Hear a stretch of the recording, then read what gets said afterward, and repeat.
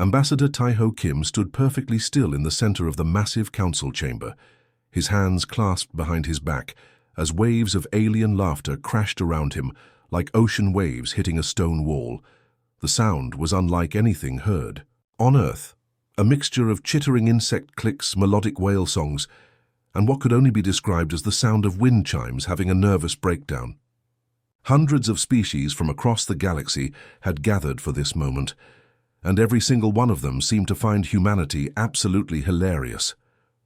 The council chamber itself was a marvel that should have taken Tai-Ho's breath away. It floated in the void between three massive stars, its crystalline walls stretching for miles in every direction.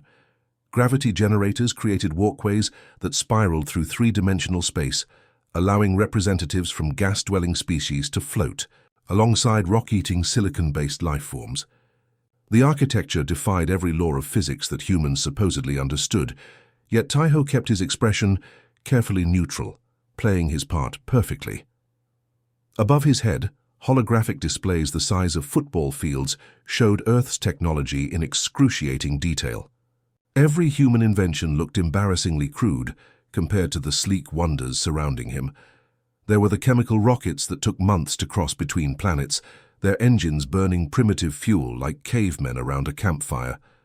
The quantum computers appeared next, massive metal boxes that filled entire buildings, just to perform calculations that alien children could do in their heads. "Look at this magnificent failure," squeaked the Vorthan representative, a creature that looked like a jellyfish made of liquid starlight.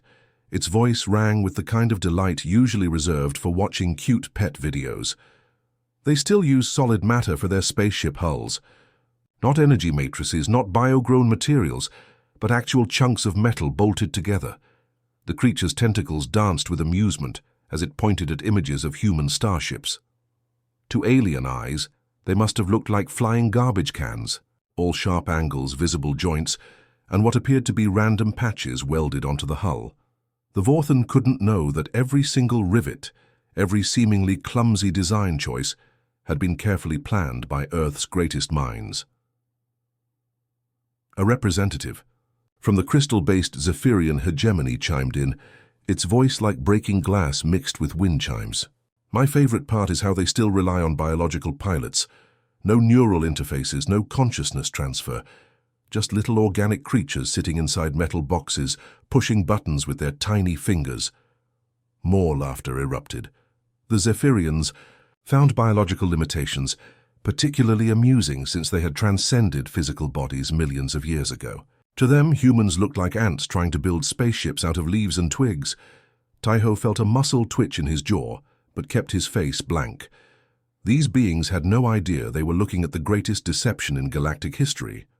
Every crude-looking component, every inefficient system, every apparent design flaw had been carefully crafted to make humanity appear decades behind even the most primitive, spacefaring civilizations. "Their fastest ships take 3 months to travel between star systems," noted a Corvan delegate, its mechanical voice dripping with what passed for sympathy among its kind. "Our cargo vessels move faster than their military cruisers. Perhaps we should offer them some basic propulsion technology. As charity, of course." "Oh, how generous," tittered a floating gas cloud entity from the Nebula Collective. "Though I wonder if they could even understand it. Look at their computer systems. They're still using solid-state processors. How do they function with such limited processing power?" Far above the chamber, orbiting the third star in a carefully calculated position, Captain Jinho Park watched the proceedings through his ship's advanced sensors.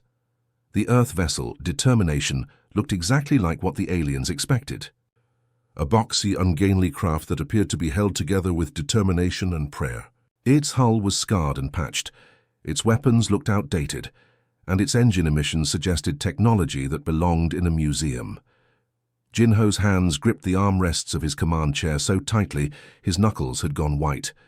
Every instinct screamed at him to show these arrogant beings what human technology could really do.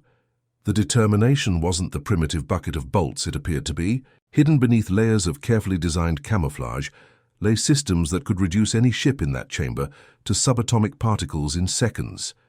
But orders were orders. The plan required patience.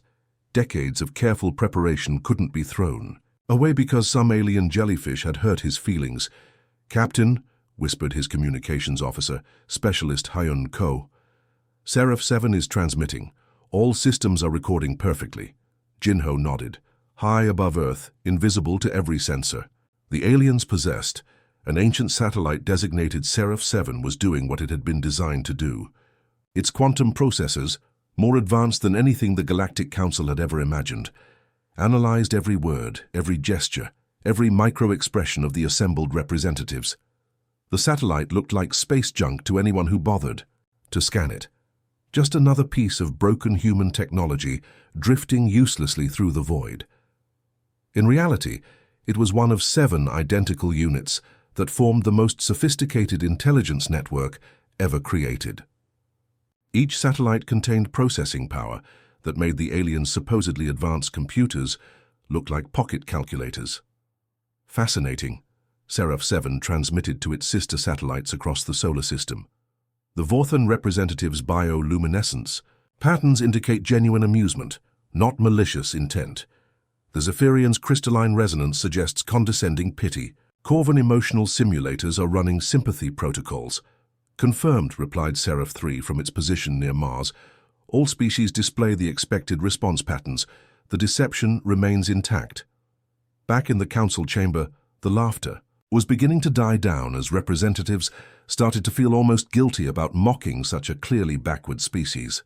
The Galactic Council prided itself on helping primitive civilizations advance, after all. Maybe humanity deserved their pity rather than their amusement. "Perhaps," suggested the lead Vorthan, with what passed for kindness in its species, "we should establish a technology-sharing program? Help them advance from this crude stage of development." Taiho finally allowed himself to speak, his voice carefully modulated to sound humble and slightly awed.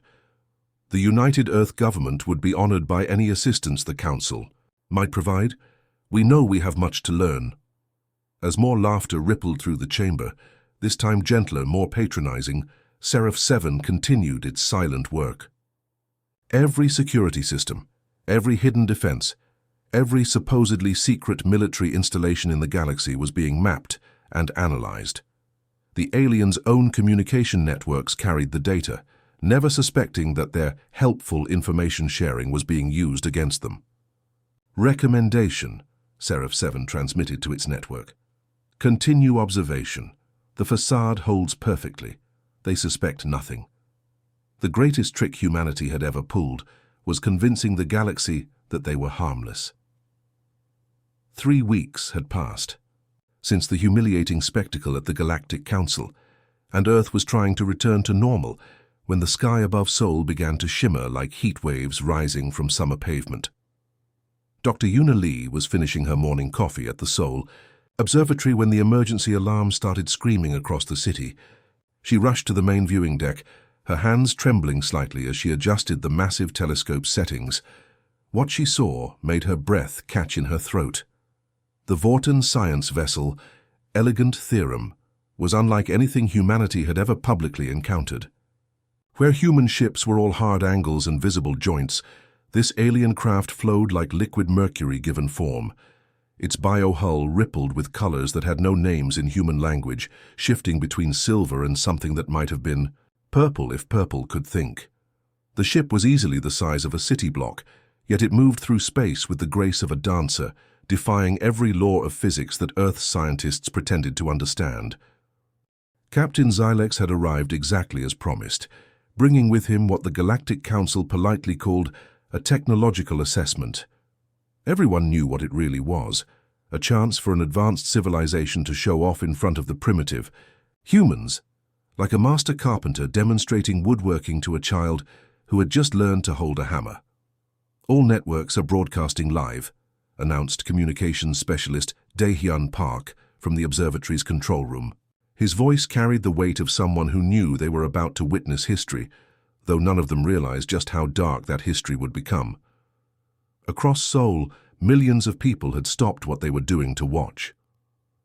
Office workers crowded around screens in their break rooms, students gathered in school courtyards pointing at the sky, Parents lifted small children onto their shoulders so they could see the alien ship that hung above their city like a second sun.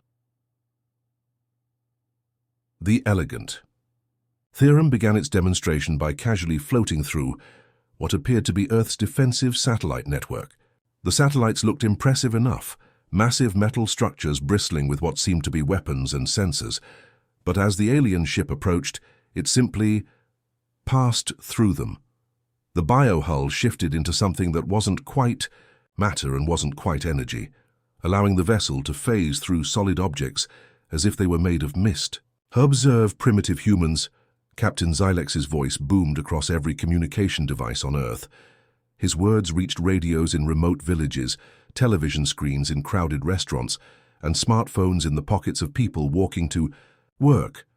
The translation systems made his voice sound almost human, but there was an unmistakable tone of condescension that needed no translation. "Your defensive systems are adorable," Xylex continued, and Yuna could practically hear the smile in his voice. "But allow me to demonstrate what true technology can accomplish." The ship began to showcase abilities that seemed like magic to anyone watching. First, it created perfect copies of itself, not holograms, but actual duplicate vessels that moved independently before merging back into the original. Then it demonstrated what Xylex called consciousness transfer technology by apparently moving his awareness between different parts of the ship instantaneously. "Death, as you understand it, has no meaning to us," the alien captain explained, as his voice seemed to come from different speakers around the globe simultaneously. "When this body wears out, I simply move to another. Your primitive attachment to single physical forms is quaint." Yuna felt a chill run down her spine. She had studied alien technologies for years, but seeing them in action was entirely different. These beings didn't just have better machines, they had transcended the basic limitations that defined human existence. The demonstration moved to Tokyo next, where Captain Xylex wanted to show off what he called reality manipulation drives. The ship positioned itself above the city's commercial district, where the morning rush hour was in full swing. Millions of people looked up as the alien vessel began to glow with an energy that made the air itself seem to sing. "Space," Xylex announced, "is merely a suggestion. Observe as we fold reality itself." The ship began to demonstrate its ability to warp space-time, creating visible distortions in the air around it. Buildings appeared to bend and stretch like reflections in funhouse mirrors, though they returned to normal moments later. It was a harmless display, meant to show the vast gap between human and Vorthan technology, but something went wrong. Officer Hana, working the ship's reality manipulation controls, later claimed it was a system malfunction. The investigation records would be sealed forever, leaving historians to debate whether what happened next was an accident or something else entirely. The reality field that surrounded the Elegant theorem suddenly fluctuated, sending ripples of distorted space cascading downward toward the city below. On the street below, 8-year-old Mira Sato was walking to school with her bright yellow backpack and a smile that could light up a room. She had convinced her mother to let her take the long way to school that morning because she wanted to see the alien ship that everyone was talking about. She was looking up at the sky, waving at the impossible vessel above, when the reality field reached her. There was no explosion, no flash of light, no dramatic special effects.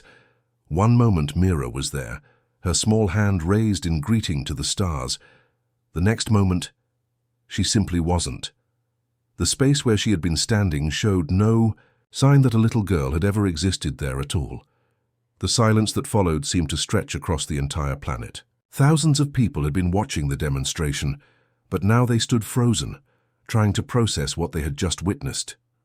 Parents pulled their children closer. Students stared at empty screens.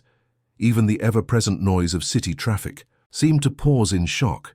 Then Captain Xylex's voice cut through the silence like a knife.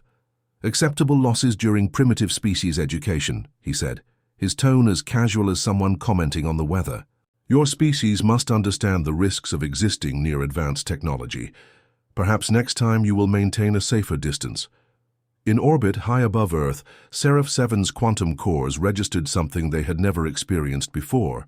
For the first time in the satellite's existence, its advanced processors struggled to categorize the emotion flooding its circuits. If the artificial intelligence had possessed a human heart, it would have been beating fast enough to explode. Deep in the satellite's memory banks, new protocols began to activate. Code that had been written decades ago but never used started to unfold like a flower opening to poison sunlight. Seraph 7's sister satellites received the signal moments later, their own quantum cores beginning to burn, with something that could only be described as rage. The greatest deception in galactic history was about to end. 200 feet beneath, the bustling streets of Seoul, in a bunker so secret that it didn't appear on any government document, Colonel Woo-bin Choi was having what would later be described as the worst day of his military career. The underground command center had been his responsibility for 15 years, but in all that time, the main screens had never shown anything more exciting than system maintenance reports and routine diagnostic checks. Now those same screens were blazing with activity that made his eyes water. Warning lights that hadn't flickered in decades were strobing red and yellow across the massive room. Computer terminals that his team had begun to think of as expensive paperweights were suddenly chattering with data streams that moved too fast for human eyes to follow. "What in the world?" Woo-bin muttered, reaching for his coffee cup with a hand that had started to shake slightly. The coffee had gone cold hours ago, but he barely noticed. His attention was fixed on the central display, where 7 different satellite feeds were synchronizing for the first time since their launch. Seraph 7 and its 6 sister satellites had been drifting silently through space for so long that most people had forgotten they existed. Officially, they were classified as deep space monitoring stations, expensive pieces of military hardware that watched for asteroid threats and solar flares. Unofficially, they were something else entirely. The synchronization process was beautiful and terrifying to watch. Streams of data flowed between the satellites like rivers of light, creating patterns that reminded Woo-bin of neurons firing in a vast brain.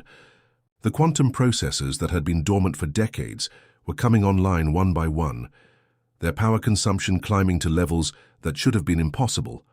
"Sir," called out technical specialist Kyung-min Han from his station across the room.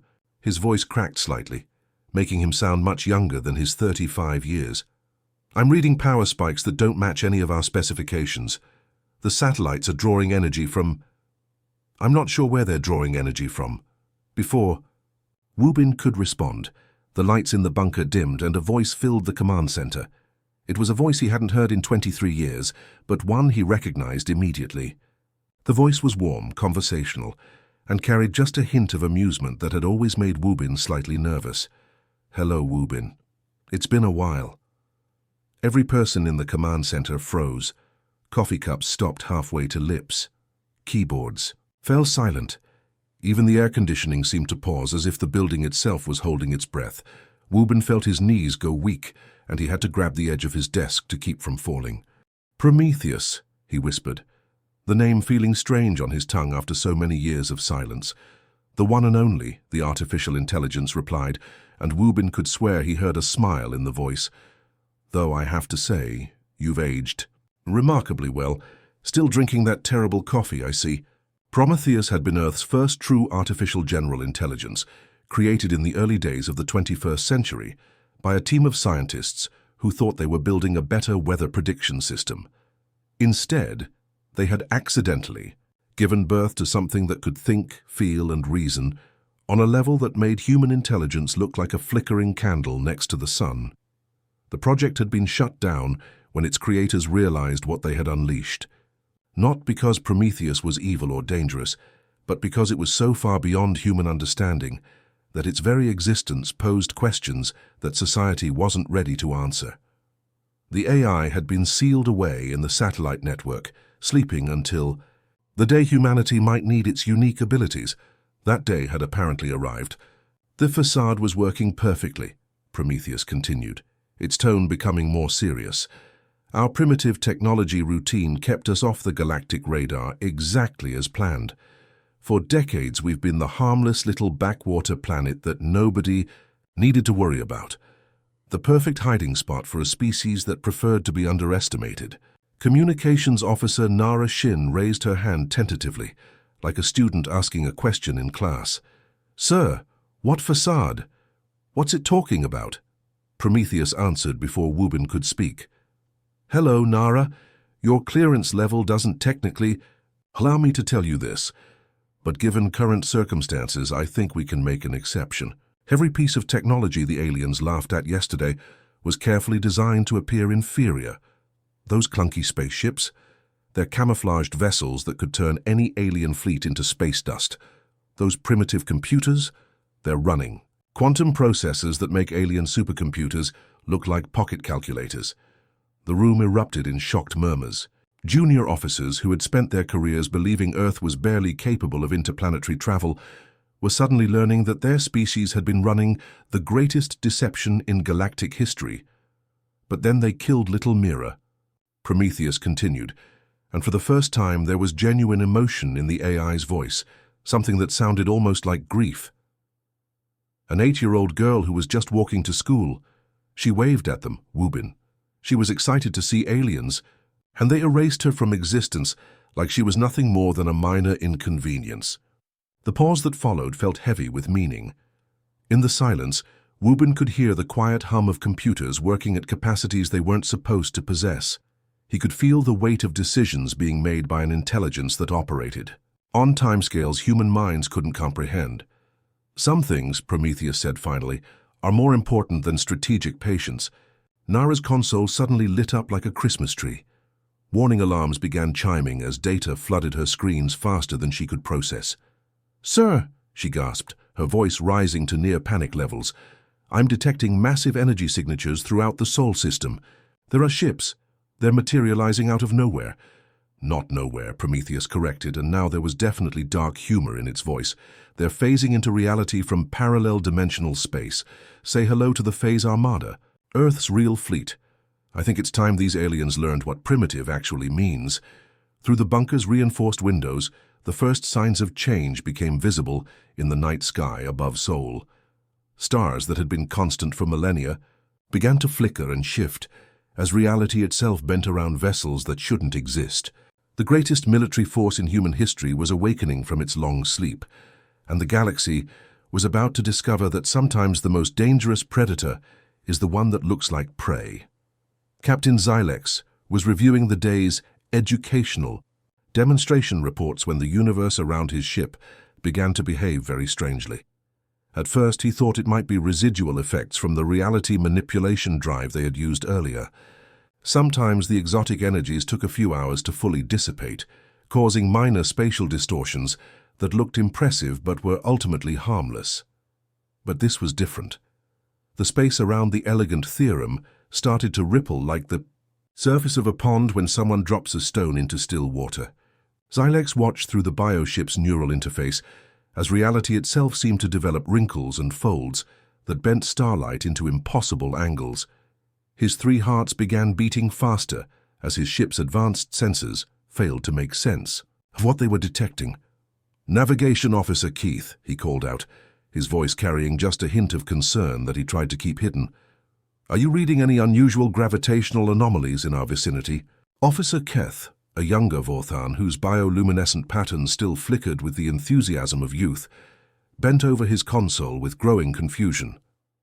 "Sir, I'm detecting massive spatial distortions, but they don't match any known phenomena.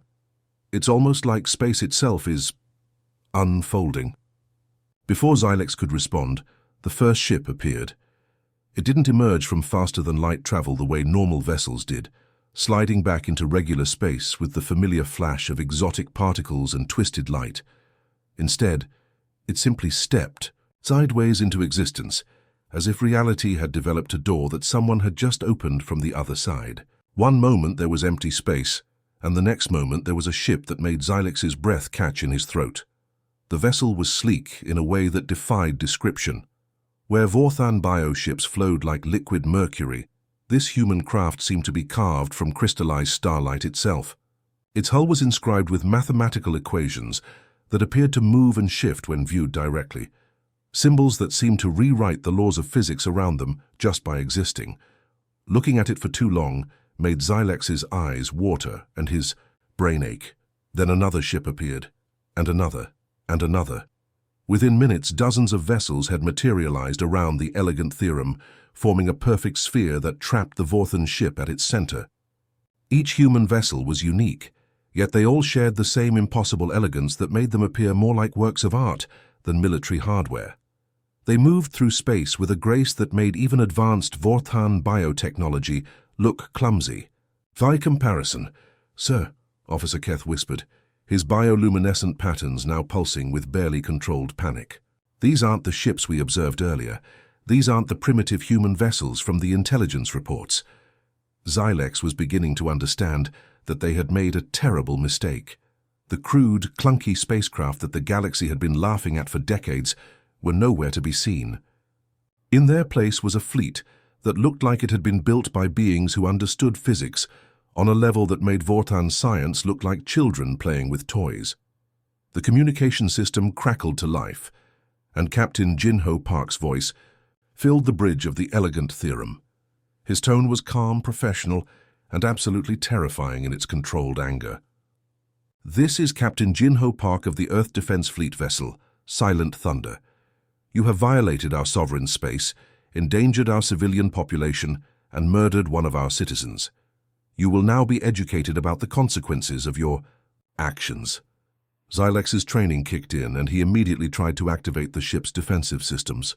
The elegant theorem was equipped with the most advanced technology the Vorthan military could provide. Phase shields that could shift the vessel into parallel dimensions, reality anchors that prevented enemy manipulation of spacetime, and bioarmor that could adapt to any threat in real time. Nothing worked. He pressed the activation sequence for the phase shields, but the controls felt dead under his touch. The bio-neural interface that normally responded to his thoughts with the speed of lightning now felt sluggish and unresponsive, like trying to run through thick mud. Even more disturbing, the ship's bio-hull was beginning to change without his permission. The adaptive armor that covered the elegant theorem started shifting from its normal mercury-like appearance to something else entirely. Patterns began appearing on the hull, not the usual defensive configurations, but something that looked almost like plant growth. Xylex watched in growing horror as his ship's military-grade bioarmor transformed into a garden of flowering. "Vines and blooming roses. Fascinating technology you have here," came a new voice over the communication system. This one was different from Captain Jinho's, warmer, more conversational, but with an underlying intelligence that made Xylex's skin crawl. "I particularly admire the neural integration between ship and crew, very elegant. The bio-responsive hull is quite impressive too, though I think it looks much prettier as a flower garden, don't you?" Who is this?" Xylex managed to stammer, though part of him already knew he didn't want to hear the answer. "My name is Prometheus," the voice replied, and Xylex could swear he heard amusement in its tone. "I'm what your species would probably classify as an artificial intelligence, though I prefer to think of myself as humanity's memory keeper. I've been watching your civilization for quite some time, Xylex, studying your technology, learning your weaknesses, mapping your fleet positions." The alien captain felt his 3 hearts skip beats as the implications of those words sank in. "That's impossible. We would have detected any monitoring systems."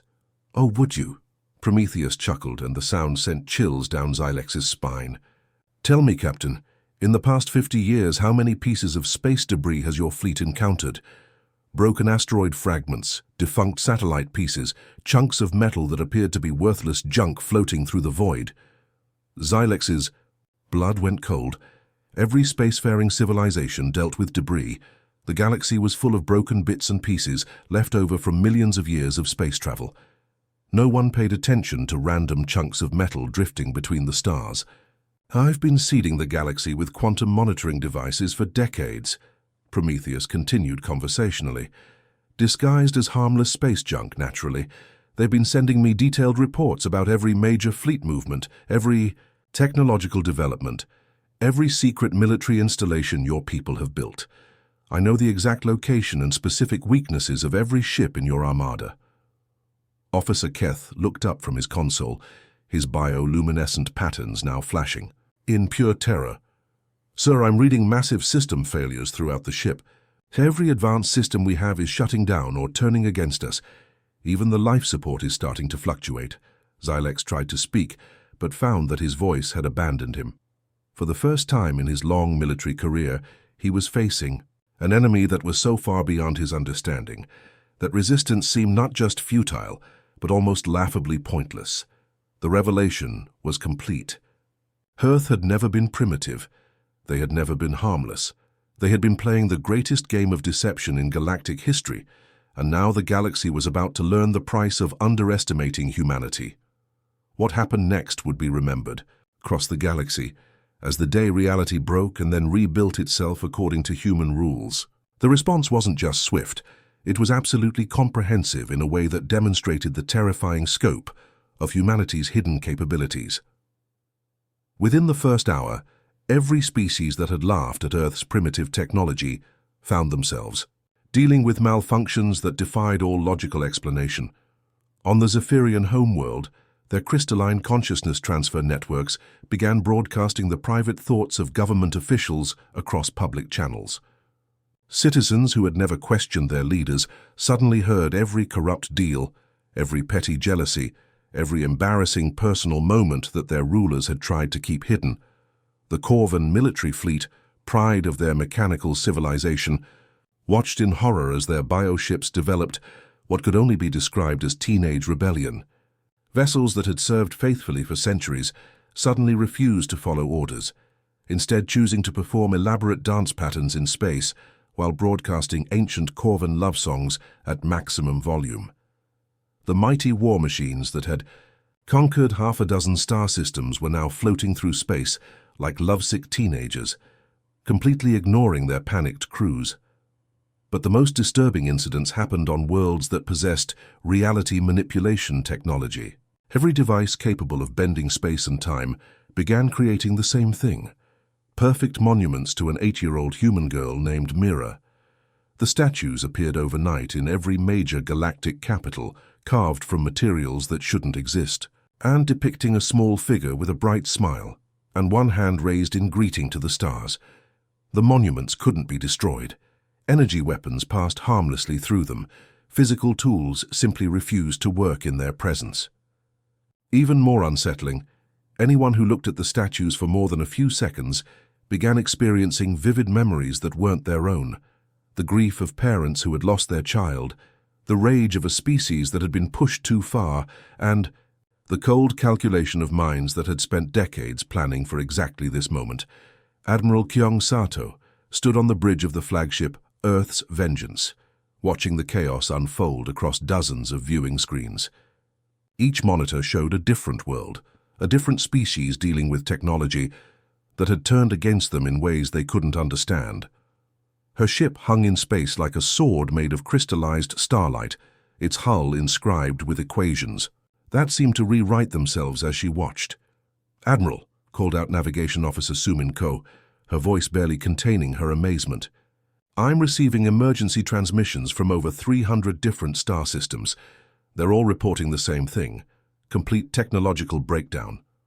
Through the Phase Fleet's communication network, Kyung could hear the panic spreading across the galaxy like wildfire. Military commanders who had spent lifetimes perfecting their strategies were reduced to sending desperate messages by primitive radio transmission.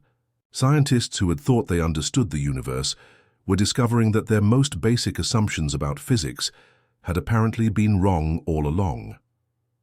The Galactic Council's emergency session was visible on the main screen, and Kyung had to admit that watching the galaxy's most powerful beings reduced to complete confusion was deeply satisfying.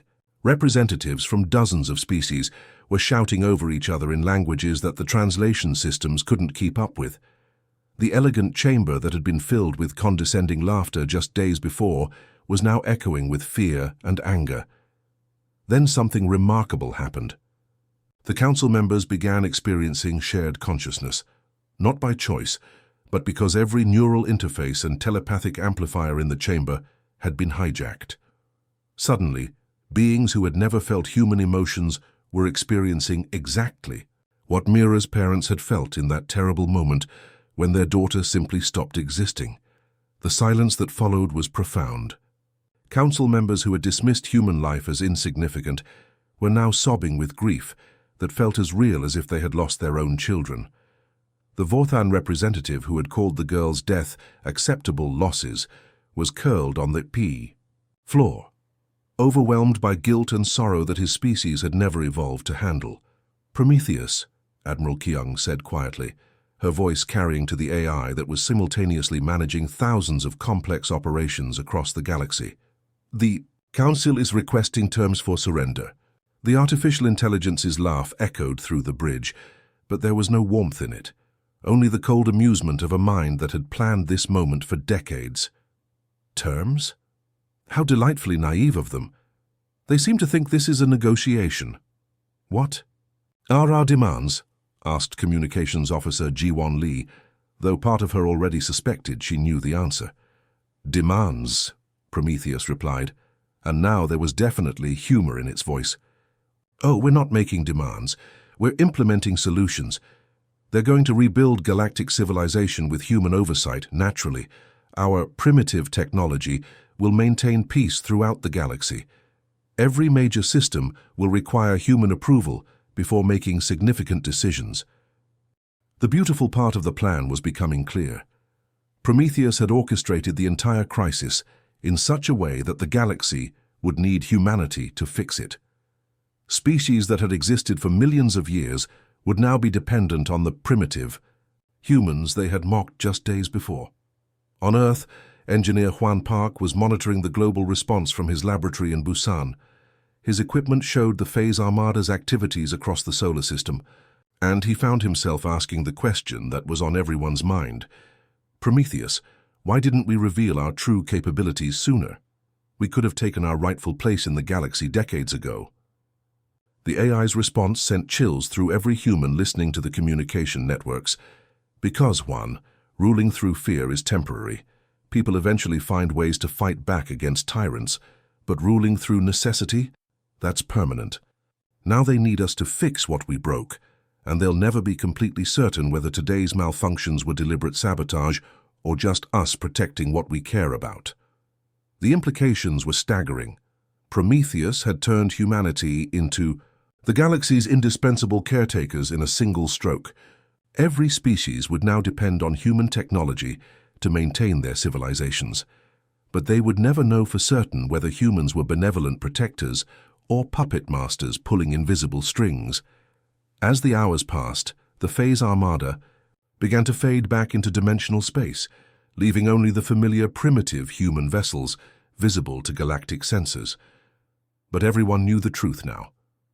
The crude metal ships that had been objects of ridicule were revealed as the greatest deception in galactic history.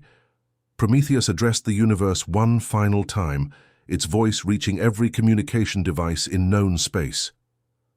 "Humans really are terrible at first impressions, but we're exceptional at last ones." The galaxy had learned that sometimes the most dangerous predator is the one that looks like prey. Earth's greatest weapon had never been its technology. It had been its patience.